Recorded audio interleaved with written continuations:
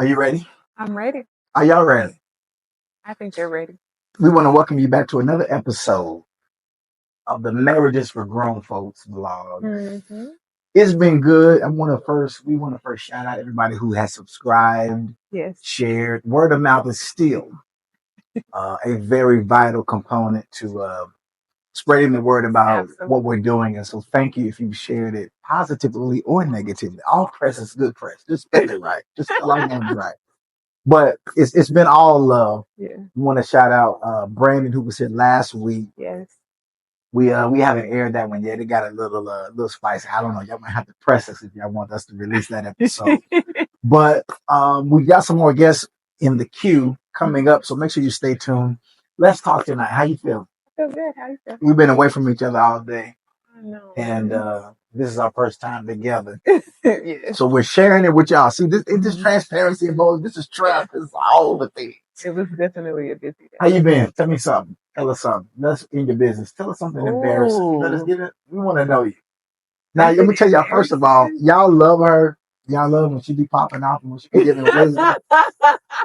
All clips on Instagram, TikTok, and Facebook. When we post a clip of her, y'all just be eating it up. So we have to put you out there. You want to hear what your wife does? I'm trying to see what the wife did now. Okay, you want to know something like what? Tell us something. Give us your business. My business? Hey, tell us something we don't know about you. Today was a busy day. Give us something that we don't know about you. That you don't know. Yeah. I'm a natural redhead. I came in the world like this. Actually, I was Frank Breach. Frank Breach. Yes, and my hair was a lot. The red was more intense when I was born. Looked like my head was on fire. That was prophetic demonstration that you was going to tell the devil, kiss me. Yep. So, and it really is your personality, just straight up. What you see is what you get. We thank God for the refinement of His spirit. Yes. But He left the edges that needed to be rough. The old saints would say, for such a time as this. Yeah. I still got a knife that I can pull out. We used to go to restaurants and my food we're that couple. My food would be wrong. And she'll say, you asked for medium rare steak, and they gave you medium plus. Yeah. I'm going to send it back. So I was, man, just chill. It's all good. It's all good. And now what? And now I used to be like, I get them. No, now I be enjoying my meal and he be like, man, I'm going to have to send this back. I be like, go ahead, baby. See, when you get a little older, you pay for your own food and you work hard for your money. You want what you order. You want it done right. I've always wanted it done right. But so I'm so glad you left the record. All right. So tonight, we're talking about. I didn't tell them anything though. I don't know. What's something embarrassing? Well, I wasn't going to lean on it. You didn't have nothing. I was about to tell y'all something really. Well, let me see. I really got to censor myself when I'm talking to y'all because once the record button is recording, it's out there. Okay, so movies. Okay. I'll tell you something. Movies were like my number one pastime as a middle school, elementary. So my Grandma Atkinson had the HBO box. I'm talking about the good cable. We didn't have cable. Grandma Atkinson had HBO, Cinemax, Stars. She had them all. Showtime. So I remember when Home Alone came out, Lost in New York. I saw him grab the lady's butt at the light. So she would punch the dude? Yeah. So I saw that, and it might have been my ADHD, but I said to myself, I'm going to try that. So the day after I saw it, I'm in the lunch line. Lunch lady, she's about 300 pounds. I just reached out and just grabbed her booty, and I didn't think about what the repercussions could mean. That woman turned around, and first of all, she grabbed her purse because she couldn't believe little kid grabbed the booty. And then she handed me up by the arm and walked me down to the principal's office. My mom told my behind up, and she said, "Why would you do?" And I said, "I don't know." But you did know. You should have said, "I seen it on a movie." I didn't realize that until the other day. I just thought. Oh, you didn't connect it. Yeah, I just. Oh, okay. But it was because I seen Kev do it, and he got away with it. And I didn't. Well, but did he though? Like he said, when the lady turned around, he said he did it, and then he got punched. And he said he did it. Yeah, so he got away with it because she was under the impression that the men had done it. And so the repercussions was you got punched in the face for grabbing her cheek. And she wasn't even cute. Like it wasn't a pleasure pinch. It was just you just wanted to know what was going to happen. what's she gonna do? I'm calling her bluff. Oh, you found out, didn't you? But I've been watching. Come on, I've been watching the blood. You know, I'm saying that. So let's talk about tonight. We're gonna call this separated. Separated. Okay. We're gonna talk about the fact that some relationships you may be boring. Okay. So there was a question that was posed to us as a matter of fact, as a segue into our content tonight. Okay. That person writes, your marriage with Brittany and John, y'all been married 17 years and it looks like you all enjoy each other's company. Things look spicy. How can y'all just now hear this? how can my spouse and I keep things spicy, enjoy each other's company after 17 years? Like, give us some tools that we can look forward to keep it cool, to keep us enjoying it. Because one of the things that I think that happens with relationships, we're going to talk about this, if you don't put the necessary work in, those two individuals just become roommates. I remember I was in high school with a guy who his parents told him, after you graduate, your mother and I are going to divorce. We have stayed together to make sure you had a 2-parent household all the way through school. We have done our bid. And once you walk across that stage and throw that cap and gown in the air, that baby probably was crying during graduation because his parents was breaking up. Yeah, he was crying for a different reason. We was crying because he was glad to get out. He was crying because his family was breaking up. I don't even think he came to graduation. Now that I think about it, I didn't remember seeing him. Right know what I'm talking about. So tell us something that you can think of that we have done, that we've implemented to keep things spicy, to keep us enjoying one another's company. Okay. Couple of things come to mind. All right, I got one too. Some of which I can share, some of which I probably should. All right. I feel like you don't try to box me and I don't try to box you. So I let you show up like authentically how you want to be, which is going to be different from day to day. Like I'm not expecting you to just be regimented the same every day, like I give space and room for you to experience life in whatever capacity that might be. And I feel like you extend that same thing to me. We stay very active in the bedroom. That's a good way to put it, right? I can't see some of that. Yeah. Where you doing with your points? I'm gonna ask. I feel like my cheeks are actively turning red. But yeah. So now I was gonna say something to the opposite of that. We're real. I'm 39. Yeah. I'm 38. Yeah. And I feel age creeping up on me. I might text her during the day to know we about to when we get home and hit the shower, get a hot meal, and turn Netflix on, and it's, are you still watching? Not because there's not, but because and so some nights she fall asleep first, some nights I fall asleep first, and that used to be an argument. You fell asleep on me. You said you was going to. You fell asleep. This is true. Now we just wake up and say, huh, we tried again. We fell asleep last night, but we got this morning, y'all. Okay, so work with it. We are aging, and I think that a point that I thought about when we were speaking was that we give each other compassion. Right. That used to be a really legitimate argument. Right. Like, don't hype me up all day and then just leave me hanging at night. But I feel like with wisdom and time, it's like he did work all day long and didn't get home till like after 7. So he probably did just want to unwind. And then he gave us energy, meaning like, us, me and the kids. Fam. So we try to eat together at dinner, and then we're hearing all of the middle school chronicles our children bring home. And they have many. Another and we have to be active during that time. We can't just be like, you what? Like they want us to exchange with them. All of that takes energy. Another one. And this is my last one that we're going to get into what we're going to discuss tonight. This relates.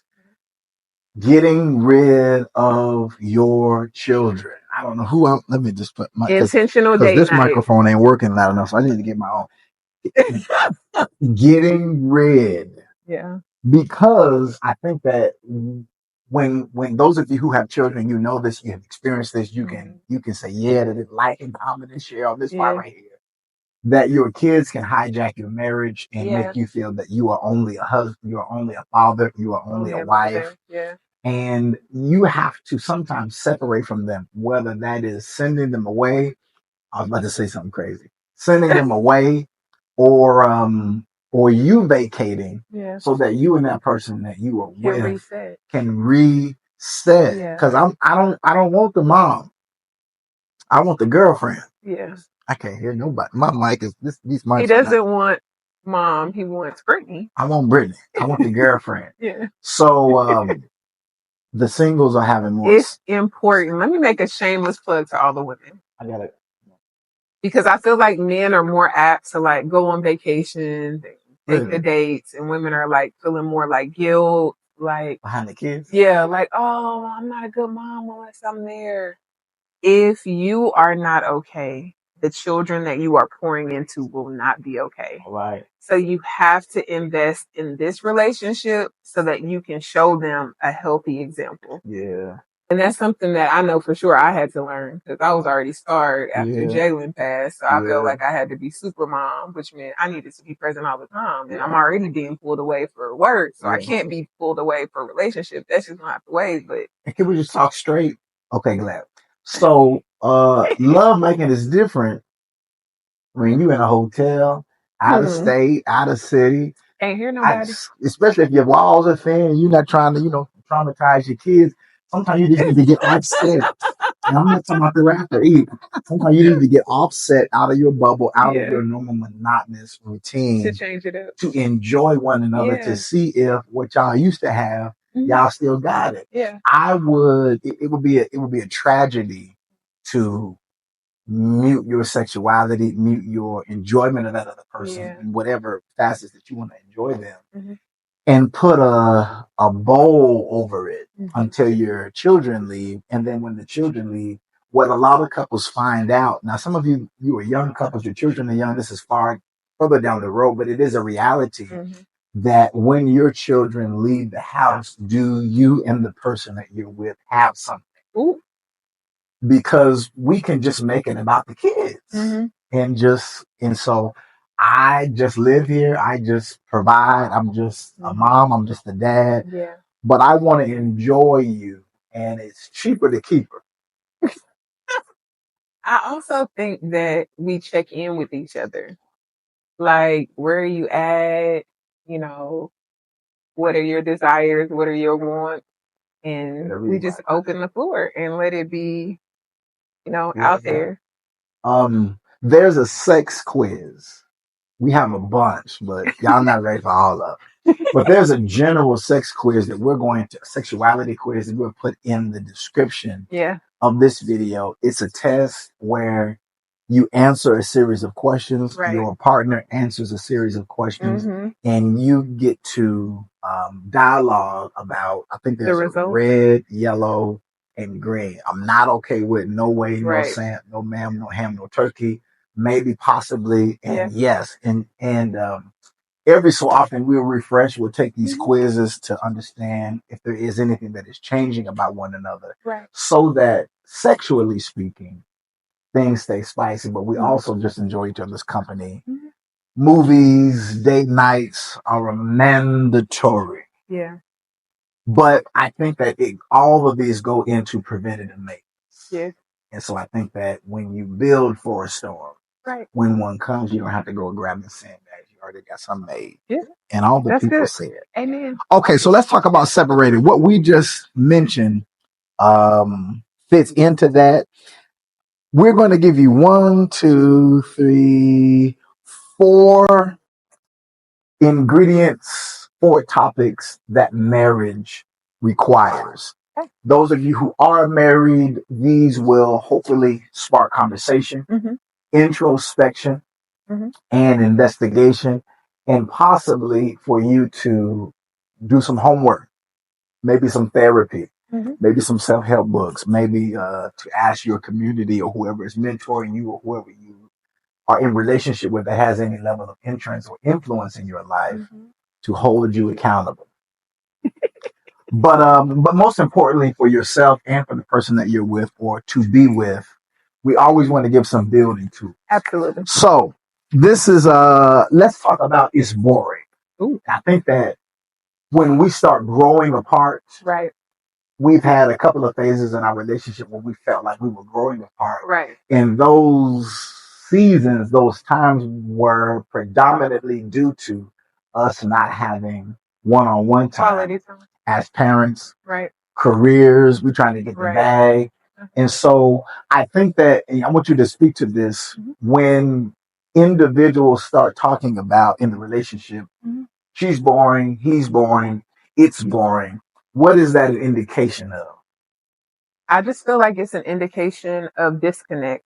So, like, the biggest issue will be like, if I'm calling you boring, have you grown and evolved, or have I grown and evolved? And why did we not do it together? All right. So, of course, it's my responsibility to become the best version of me. But because I'm in partnership with you, you should be knowing, like, hey, I'm working in this area and I'm trying to get better in this area.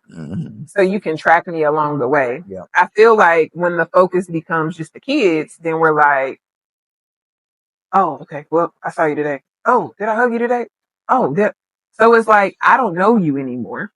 Like, we're roommates, but I don't really know you anymore. I know our kids.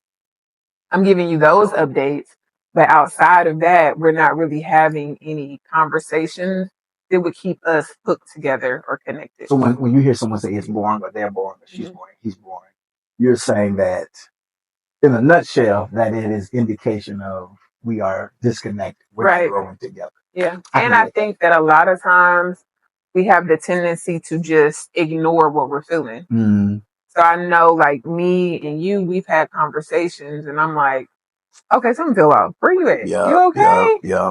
Are we okay? Did something happen? Did I offend you? Are you know, because honestly, if you are connected to someone, you know when that disconnection happens, even if you can't necessarily pinpoint why. You're like, we used to be like this, now we like this. What's going on? So I feel like it's just important to communicate about it when it happens. But this is the other thing that I have found. And I ain't gonna shoot many fires tonight, but shots about to be fired. Some people like to say that their spouse is boring so they don't have to take any responsibility for the relationship. Wait, you ain't listed point one. Well, you fired her. So point number one, you better get out of my nose. I'm just saying. So point number one, marriage will require, I wrote down, work. Yes. WORK. Intentional work. Yeah. Death to what in me is negatively affecting the relationship, or death to whatever is in me that is negatively affecting the individual that I'm with. So when you started talking about what you hear when we have said, when individuals say it's boring, I think there's a lack of effort as well in that, because I think Brandon said the human mind has a 6-second attention span. So I think that our attention span is short. And I also think that we get locked into our routine.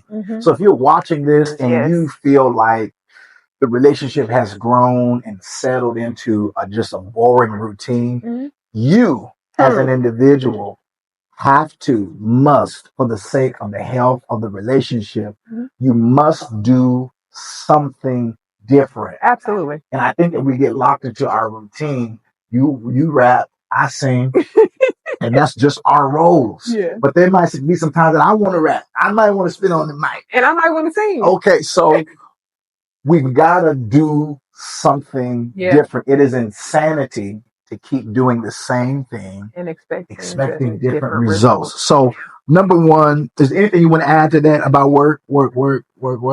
That's one of the reasons why we say marriage is for grown folks, because it's work. This ain't it's intentional. But here is another perspective to think about it, right? Because some people be like, oh my God, it shouldn't be this much work. If you have a best friend, if you have a lasting friendship with anybody, it's because you have worked on that relationship. You're calling to check on them. You're seeing about them. You're supporting them through hard moments. So why would you expect something different in a marriage and you sleep next to that person every day? Nobody. Okay. So number one was work. Internal work. Not working on that other person. That other person is grown. They have their own publicity here. They have their own job. Hopefully, 401k, some kind of hustle, some kind of income, their own individual purpose. But you are not in control of what that other individual does or don't do. You're in control of yourself. I can't hear nobody. Yourself. So internal work. So when we start talking about it's boring, introspection is key. Yeah. What routine am I bringing? What lack of internal work is lacking in me that is contributing to what we're calling boring? And how is it that I can see a problem in our relationship, but I'm going to put all the blame on you? What if you don't even see it? So why wouldn't I be willing to put forth the effort to be like, okay, well, if I'm feeling bored, what will make this not feel boring to me? What can I do to add a little spice? Now listen, she has not seen the notes. Point number 2 is effort. See, when you've been laying next to somebody for 17 years, you just pick up on it. They say we already look alike. Okay, so effort. Yeah. I wrote down because I was thinking about this earlier in the week. I think that there are some people who are in relationships, but they're not really there.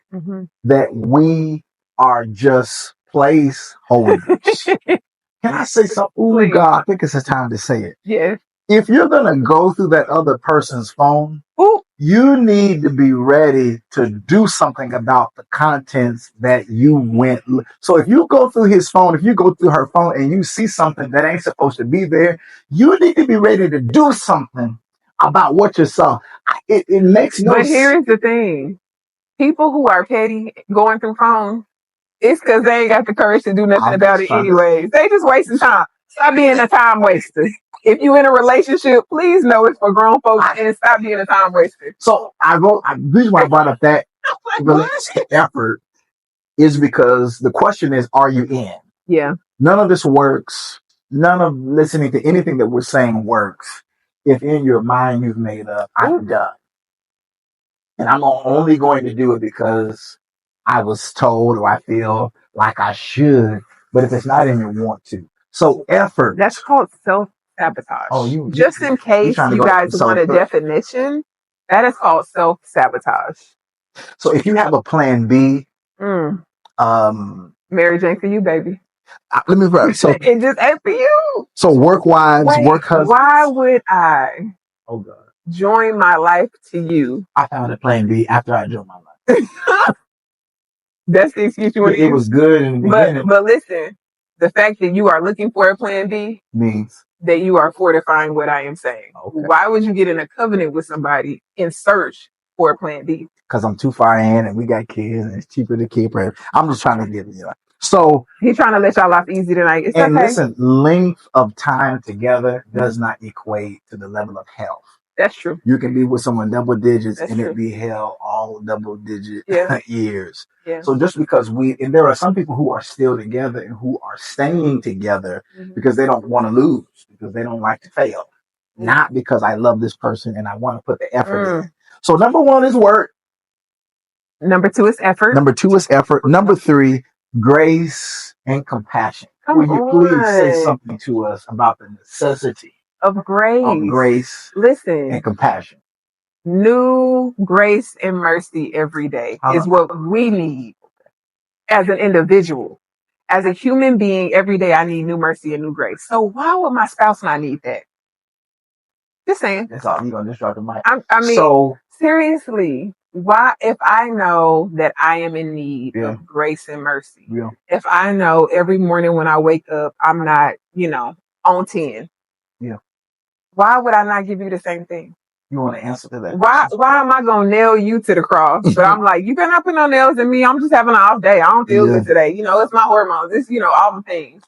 I got a headache. I don't feel good. That's not an excuse to mistreat your spouse. I think that we don't give the benefit of the doubt when we are in pain crisis. Yeah. when we've been triggered by something that is pre-existingly in us. So when your actions hit a sore spot in me, I lose the ability to offer grace and compassion because I'm pissed and something needs to be done about it. But your triggers are your responsibility. And we must ask the question when grace and compassion is being arrested, what that is happening in this situation has something to do with work that needs to be done in me. If I always make it about you are at fault, I will never be able to offer grace and compassion. Now, here's my one liner for the whole vlog tonight. There has to come a point for the sake of the relationship that let me talk to you, that I see you as your creator sees you, that I have the level of compassion for you that your creator has for you. Because if not, when you irritate me, when you piss me off, I'm going to treat you how my pain says you need to be treated. And oftentimes I'm going to treat you how the original offender made me feel. So in our relationships, when there is a lack of grace and compassion, we start handling the individual who we are with that might even have triggered or tripped the response or the pain. We start handling them and treating them the way that the original injurer treated us. And that's where grace and compassion starts to hemorrhage and leak out down the street, down in the neighborhood, because it has left the building. And so the same grace that God has given me is what you said, or the same grace that He has given me, I've got to extend that to other people. And that's how we know, that's the indicator that we have received His grace. Right. You can only give what you have received. Can you say it one more time? You can only give what you have received. So, and when you know you're undeserving of what you are receiving, it should be real easy to give it. When you know that you are undeserving of the grace and mercy that God gives you every day, it should be easy for you to give it to your spouse. I'm just saying. Yeah, I'm just saying too. So how we know that we have received is how we can give. Right. And there are some days when it's a little harder to give that grace. I can't hear. But listen, here is a real easy cheat code. If you will stop and breathe in and out for 10 seconds before you open your mouth and say something that you're going to regret saying, a lot of times you're able to catch it. Like, see, that wisdom says just slow down. Yeah. And if they don't love me like I love you, wait. Oh my God. So I think that the benefit of the doubt on number 3, grace and compassion. I think the benefit of the doubt. I think that's what I hear us saying is you're key. not my enemy, so why am I going to assume you're trying to hurt me? Tell them about that. That season? Yeah. Okay, well, when we were in our rebuilding season of our marriage, because we was fighting for a while, we was like, not like physically fighting, but just our belief systems were different in a lot of ways. So we were like colliding, like, well, why you want to do it like that? That don't make sense. Why you can't just follow? That don't make sense. So we were going back and forth. So when we got to the rebuilding stage of our relationship, I would start conversations intentionally like this. If I had some form of criticism or an area that I felt like, hey, we can be better in this area, or can you work on this? I would say, hey, babe, can I talk to you? First of all, I want you to know that I'm not your enemy and that I love you. Warm me up. And that I'm only bringing this up because I want us to be better. Like, I would literally preface the conversation. Did y'all hear what I want? Wives, husbands. I want the kids. I think, come on, this is 17 years of wisdom right here. Say it again. I would say, babe. And as she's saying it, my armor is coming down. Yeah. I would make contact, so I would touch him some way, if his hands, or rubbing on his back, or rubbing the back of his head, or putting my hand on his leg. I would say, babe. First of all, I want you to know that I'm not your enemy, that we are in this together. I love you and we are a team. But there are some things that I've noticed that I feel like we can be better at, and I would like to discuss those with you. So all of those things are to disarm before I start releasing accusations or criticism. And then it's not received as I'm trying to like jab you. It's like, oh wait, come on, women's conference. we in this together. We in Now this together. listen, whatever anxiety I had before that conversation, Mhm. especially if you fellas, if your partner, your woman say we need to talk, and you don't know if you left your phone unlocked or what that you don't know what that we need to talk might be. Really? Somebody, I don't know who I'm preaching to, but those words, I just feel like taking my shirt. I just feel like taking my clothes off. Just disarming and take. So, for male and female, your initial entrance into the conversation can set the tone for the whole that gone conversation. How you Because if I come at him like this, oh my God, can we talk? I need to talk to you. First of all, you see, even his intonations are completely different because he's like, wait, why are you talking to me like that? So if you come with your weapons, right, you're going to need defense. You're gonna now listen, shut down, going off, same spirit, same entity, different administration. It's the same. One is just as might shut down. May even now you will go in your unpolished days, Yes, and in my unpolished days. yes. She was Captain Go Off, and I was Captain Shut Down. Right, he was King Shut Down. King. Like he had mastered it. Now like, listen, when shut down, listen, y'all, because you're trying to rock. When shut down meets, you're going to keep saying, is that long? He was shut down for so long, I would have to re-go off. Like, oh, you just gonna act like you what? Because the objective, and he'd be looking like the objective of shut down is to shut it. I'm gonna shut it down so cold blooded that you gonna forget how my voice sounds. You better not never ever cross me. But you know what's so funny? What? Because we was crazy, first of all. But you really would shut down so long. I'd be like, he done forgot what I said, so I need to re-say it. Because I didn't repress that thing all the way down underneath the foundation of the house. And he would be looking at me like this when I would re-go off, like, now, don't you know this is now why let me say this, then we got to move to number 4. These are toxic trauma responses. This is not healthy, y'all. That's these why we are our attachment styles, and these were our raw attachment styles. Just running rampant. When we were insecure in our attachment styles. So my attachment style is anxious, and his attachment style is avoidant, and we both came to the relationship insecure in those. And the more I shut down, the more it pissed her off because she wanted to talk. And I was like, no, you handling me wrong. Because I'm a talker. I feel like it's not always expressed on our vlogs how much I really do like to communicate and talk, but I like need that dialogue. I ain't with it. Give me your vision and I'll run with it. Show me where we headed and I got you. Like I'm gonna be with you. I got you. You know, I heard somebody say that's a negative connotation. I was like, he's watching the balloon pop show. So for me, it's not though. So number 1 was work. Internal work. 2 is effort. This is for grown folks. Number 2 is effort. Yes. Are you still in? Yes. Have you left the building? There's somebody watching this under the sound of our voice who is still in the relationship, but you have left. And this is the worst part about it. That it can get to this point that you can leave and that other person, you have not announced to that other person, they don't love me like I love you.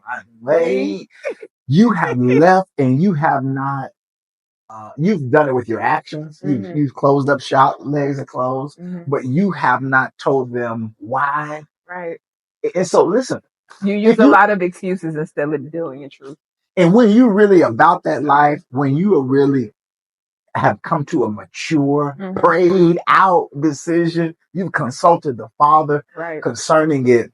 You don't have to hide it. I'm leaving you in 30 days. Hell or high water, I am gone, and these are my reasons. And ain't nothing you can buy me to make me change my mind. Now, can I say this though? I need you to say it. Can I say this though? Yes. Okay.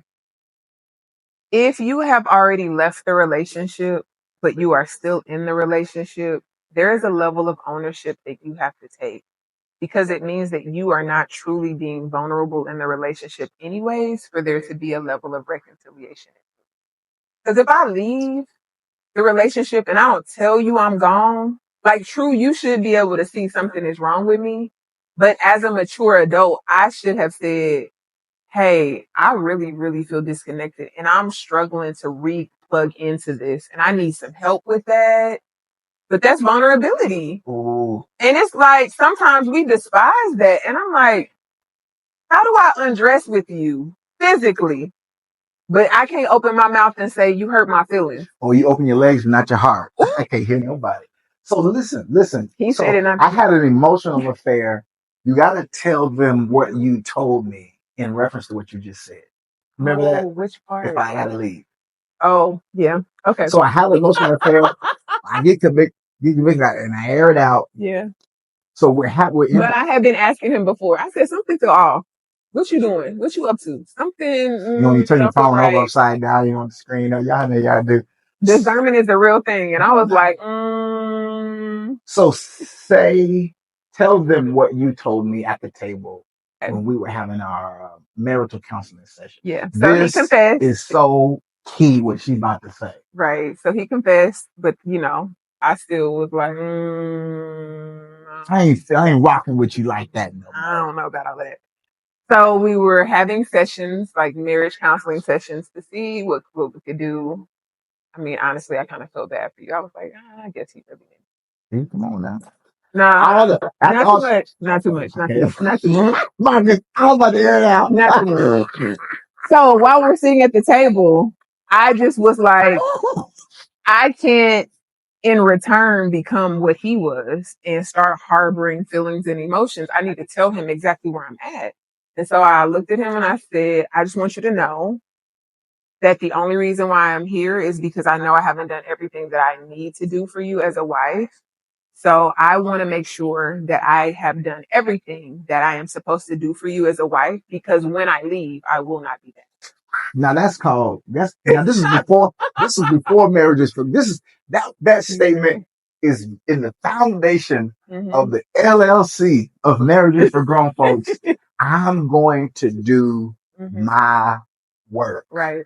I'm going to do everything that I know I'm supposed to do. I'm going to heal in every area that I know that I have trauma in that has been unaddressed, unspoken.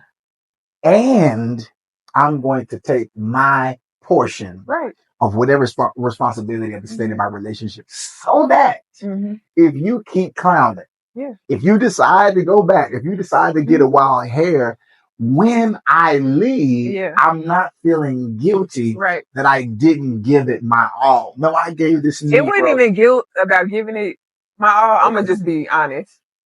I call myself just going in prayer to just tell it all on him. And he did this, and he did this, and he did this, and he did this. Yeah. And the question the Lord asked me was, have you done everything that I told you to do in this relationship? Yeah. And I got quiet as a church mouse. Yeah. Thank God for grace. And there was no one around, so it wasn't like I could be like, oh, well, it's their fault. It was like, okay, wait, have I? So I had to sit with that.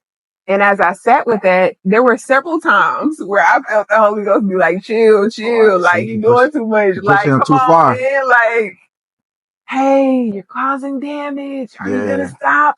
Like, you know how you feel like, okay, you need to stop. You're going too far. But you also feel that anger turning. And that goes back to the point. That's good. That goes back to the point where when we're in our pain body, we cannot see that other individual the way the Creator sees them, because it is not an excuse for poor behavior. Right. It's not an excuse for living raggedy or negligence. But when you see that individual through the lens of the Creator, you not only look at what they did, but you understand what is the contributing factors to what they did. Not that you need to fix it, but so that you can understand it and offer grace. Yeah. Now, we ain't talking about no foolishness. We ain't talking about nobody beating on nobody. We ain't talking to y'all. Yeah.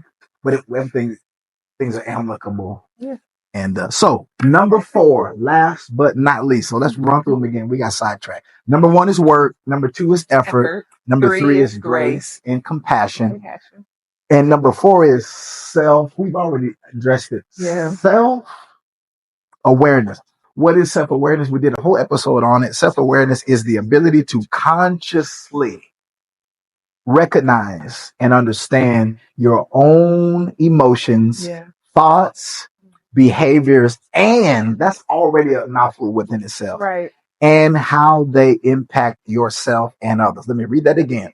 Self awareness is the ability to consciously recognize and understand your own emotions, Mm-hmm. thoughts, behaviors, and how they impact yourself and others. It involves being introspective and acknowledging your strengths, weaknesses, values, and beliefs, as well as recognizing how these influence your decisions and interactions.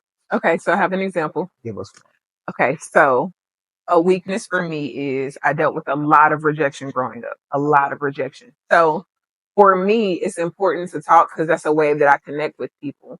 So his silence was like nails on a chalkboard. Like it felt like I'm gonna be here, but you ain't gonna have me. So it felt like a level of rejection.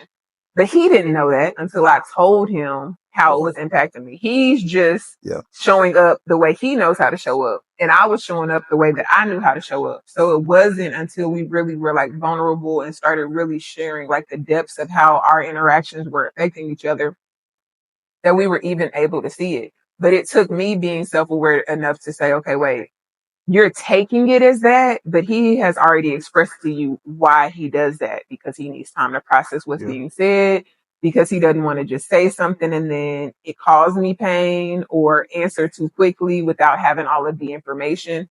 So it's like, okay, well, do I just want him saying anything in response to me, or am I going to acknowledge the thoughtfulness of, wait, I want to make sure that I'm really answering this with like my full knowledge and knowing. So I think that's I love how it can affect you when you're not self-aware, because us being not aware causes a lot of arguments and fights. and that produces separation. Yes. So all of these, if you can activate them, if you can walk in one, Mm-hmm. if you can just take one of these points, Mm-hmm. look introspectively and ask yourself the questions that we asked you and asked each other. Just you have to eat an elephant one bite at a time. And so if you're a It's the perfectionist, house. I'm gonna say it say the every house because they didn't episode see last now. episode. See it, say it again. If I came to the relationship with a brick house and he came to the relationship with the brick house, we have to dismantle our house to build a house together. All of that takes work and intentionality. Because since we're building a house together now, I'm going to be looking at every brick and be like, that one got some imperfections. That one don't need to go. Oh, well, this one looks better. Let's put this one on our house. And with the house example, for different people, I think that this phase growing out of it takes longer than others.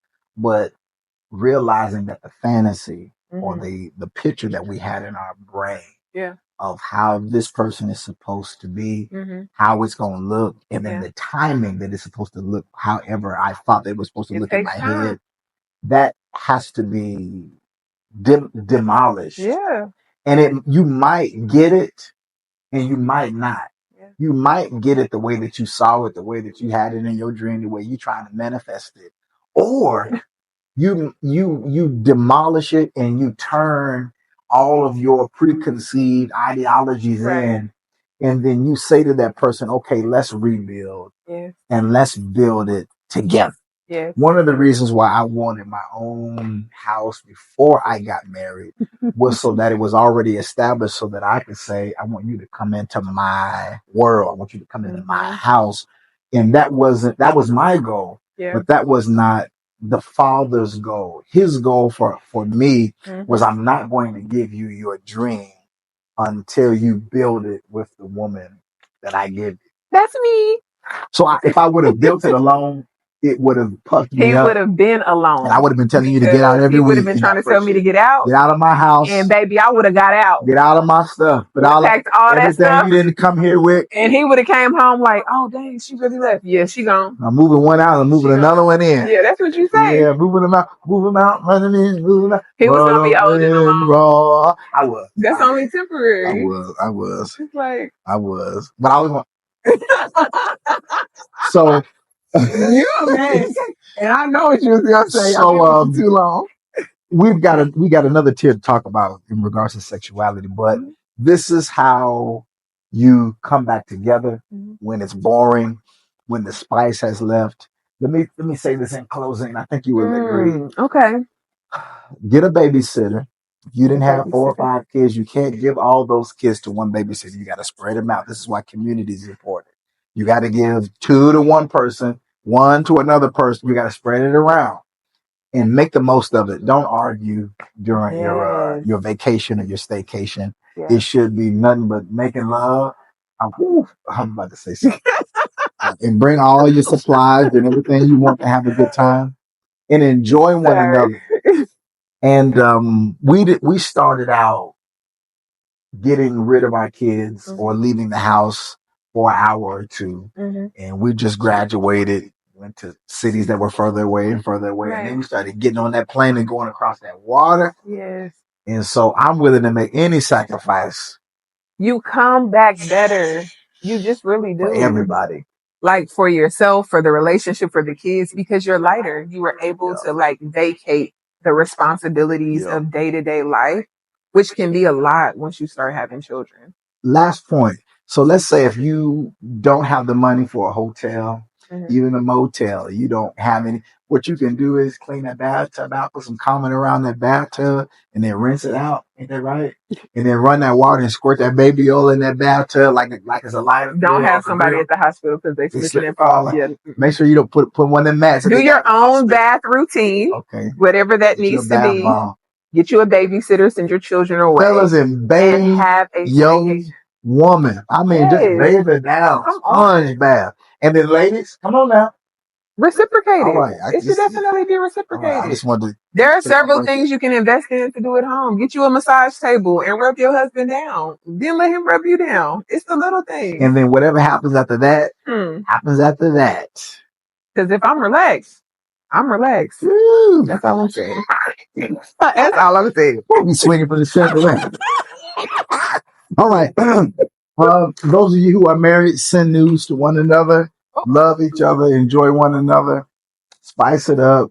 Do whatever makes you feel comfortable. Cheating is overrated. I just want you to know. Cheating is there's my last point. I wrote it down. That's why I was stopping. Now, I'm not talking to those of you who just vibed out with somebody and just did your own thing. I'm talking to those of you who believe that you consulted the Father on who you're with. Okay.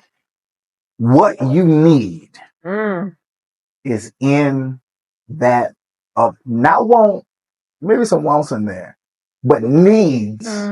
If the Father ordained it, then what I need is in you. And what you need now, it may be covered up with rocks and dust and pennies and French fries and it might grease. Be 6 feet under the ground and you got to dig it up. All right, come on, hair gel and but when you get it, it's like jackpot. You like, I know everything I need, you got it. That's right, and everything I need, you got it. All right, y'all. We ain't got all the answers, but I hope that something that we said sparked thought, conversation, introspection. Or just a laugh, but that's the last. But I'm serious on everything I said. I did grab that lady butt, and I apologize. Oh my God! The fact that he circled it. I can't believe I did that. Like and subscribe to our page. If you have questions or comments, please share them. We'd be more than happy to answer them. Message our page or message him because I am not great with the platforms, but I'm gonna get better. Boom. Y'all heard it. Heard what she said. We love you all. Thank you for sharing. Thank you for watching. And we'll see you next week. Marriage is for what? Shout out to Marcus behind the ones and twos. You left me hanging. Oh, I'm sorry. Shout out. We had to shout out our engineer. Okay, go ahead. Shout out to Marcus, our engineer, for holding it down with us. Now, who is marriage for? Marriage is for grown folks. Bye, y'all.